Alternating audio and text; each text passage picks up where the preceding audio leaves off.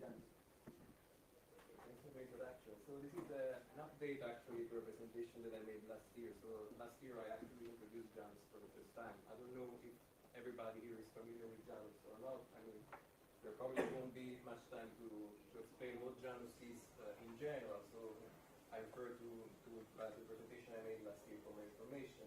Just as a quick introduction, it's basically a WebRTC server that was conceived to be pretty much a modular way. It's all open source. You can get it over GitHub. There are demos and documentations and an active community out there for you to play with. And just to summarize it a bit, we have a WebRTC core that is part of the Janus core itself, and then we have different plugins to handle different things. Specifically, how you can transport the Janus API over different transport protocols actually, and how you actually want to handle the media, so whether you want to use an SFU, an audio bridge, a C plugin, or all of them together within the same applications by doing some combination on the side. So that's basically what Janus is in a nutshell, and here is a quick link to the slide from last year if you're interested in knowing more.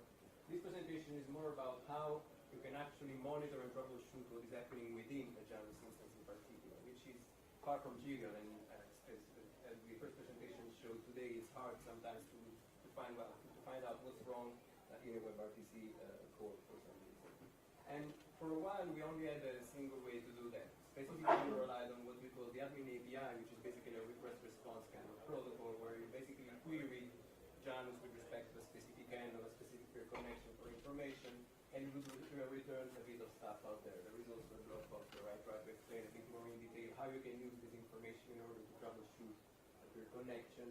And it's, as you can imagine, it typically works, as you can imagine, as following protocols. Okay, sorry. Is it okay? I mean, the real stuff is just going to start now, so don't worry. You didn't miss anything. And then it really works just as polling really does. So at any time during the peer connection, you can ask Janus for information. It will return a snapshot of whatever is happening in there. So how many packets were sent, what's the current state of ICE, DTLS, all those kind of things. And if you are familiar enough with all those things, you can have a look at those snapshots, maybe one or more snapshots in time to figure out what's going wrong, which of course is far from the ideal solution. I mean, this is just a quick view of how this information is returned. So it's split in different parts so that you can actually study different bases of what's happening.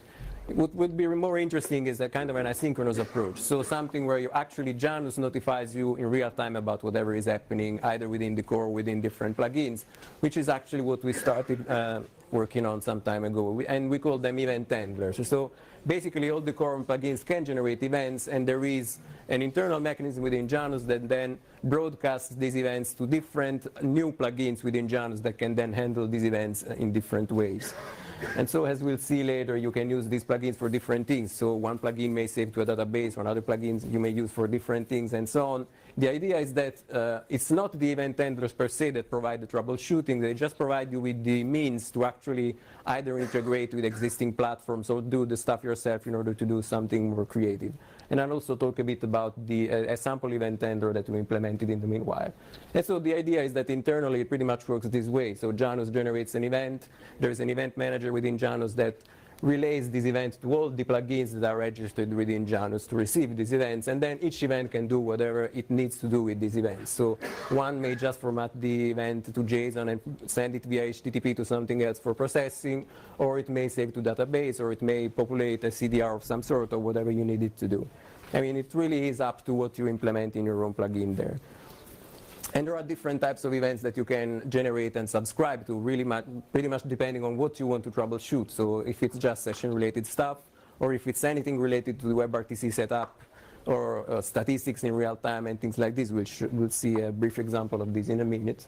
And the idea is, of course, that each of those events, which of course presents you a partial view of what is happening, can then be used together with other events in order to correlate and have a better picture of whatever is happening also, let's say, within the context of a conference rather than a single peer connection, just to make a single example. And to make this easier also to integrate with other platforms, we started writing a single event handler for the moment, which is the only event handler that is currently available. Hopefully this will change in the future.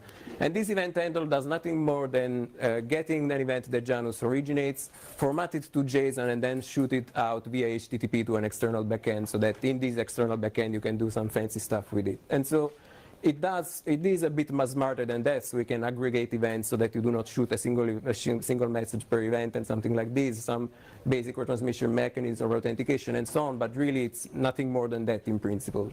It's really just a way to take this event, shoot it somewhere else so that you can play with them in a nice way, which I will also try to describe a bit in some examples and blog posts. And if we refer to the previous image where I mentioned an admin application that was polling for information, in this case, the admin application is notified in real time whatever happens. So anytime a session is created, the admin is aware of that. Anytime something happens WebRTC-wise, it is also being notified. It is notified about any offer that happens, anytime the ICE state changes and things like this, so that you're immediately aware of whatever is happening within the platform, which should make it easier to build monitoring and troubleshooting things on top of that. And the nice thing about this first interaction is something that is actually related to the presentation we'll see later on. In fact, Lorenzo is going to talk a bit about how they use these events within the Homer framework in order to monitor a Janus framework, which was really exciting and interesting for me. And I won't delve too much on this in this slide, but I just wanted to say that I'm really excited about this for several reasons. Most of all because Janus and Homer are both figures from mythology, which is something that I really like about. But most importantly, I'm from Mythico, or Miteco, how people call it. And we call it Mythico, which means awesome in English.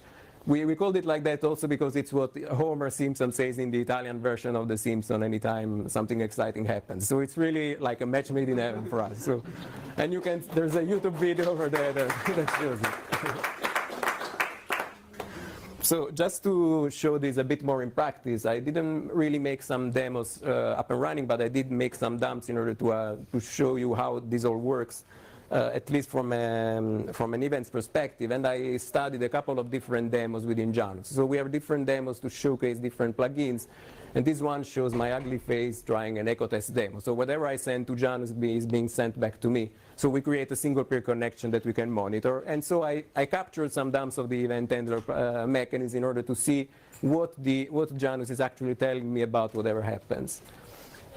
And it is also summarized in a blog post that I wrote some time ago that shows how I actually wrote a simple Node.js application that gets all the events from the sample handler plugin as a JSON object, and then saves these events to a database formatted somehow so that I can then make some processing over the database, over the tables, to see if I can get some information about what happened during a specific session.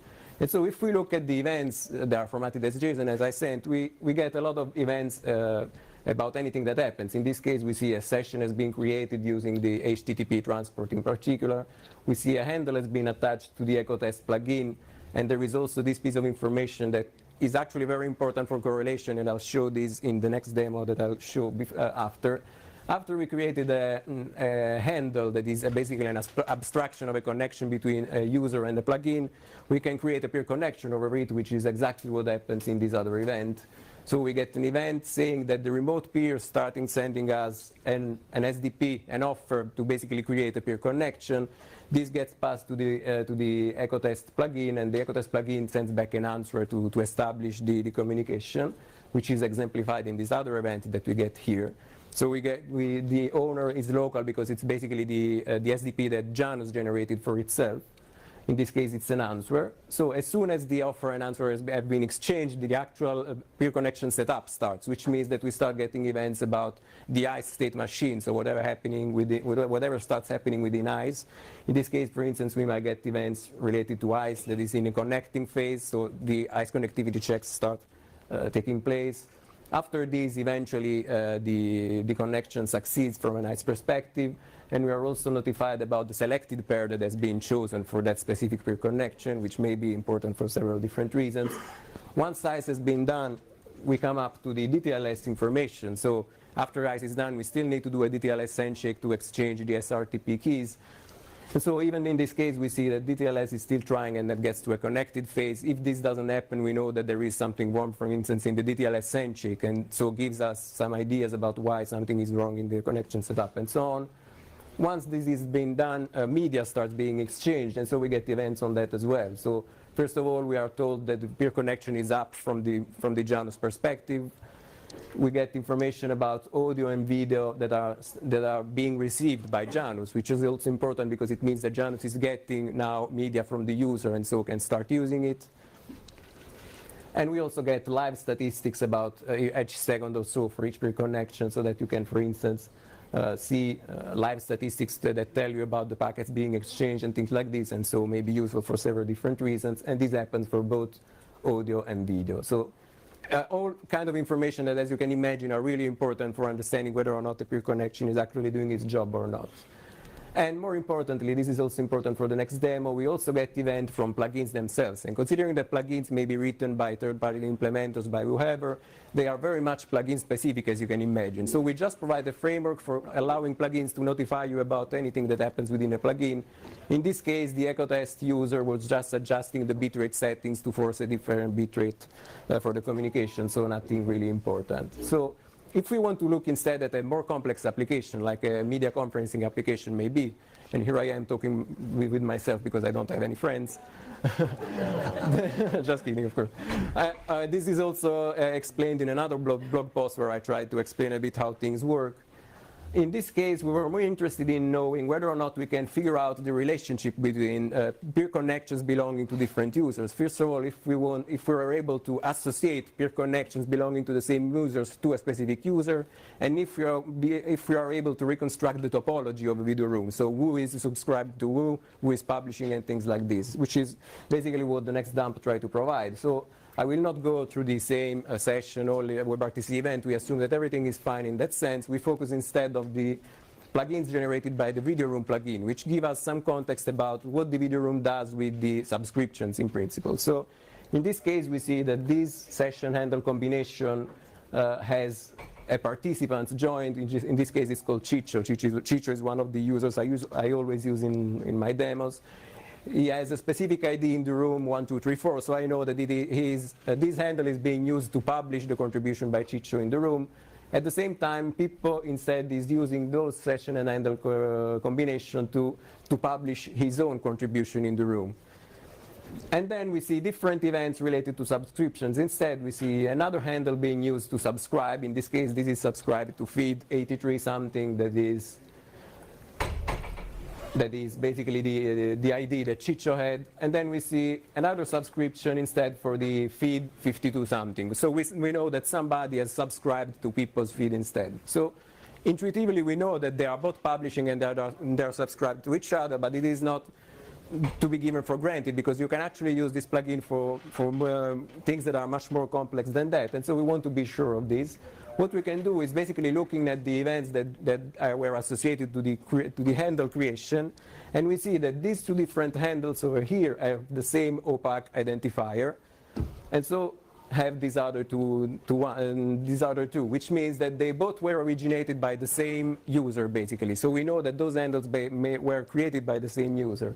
And looking at the session handle identifier and things like this, we can basically reconstruct the topology, which is that Pippo is using a specific handle to publish. He's subscribed to a specific ID via a different handle and so on. We know which handle belongs to whom. We can figure out that they're basically subscribed to each other, which is what we wanted to figure out.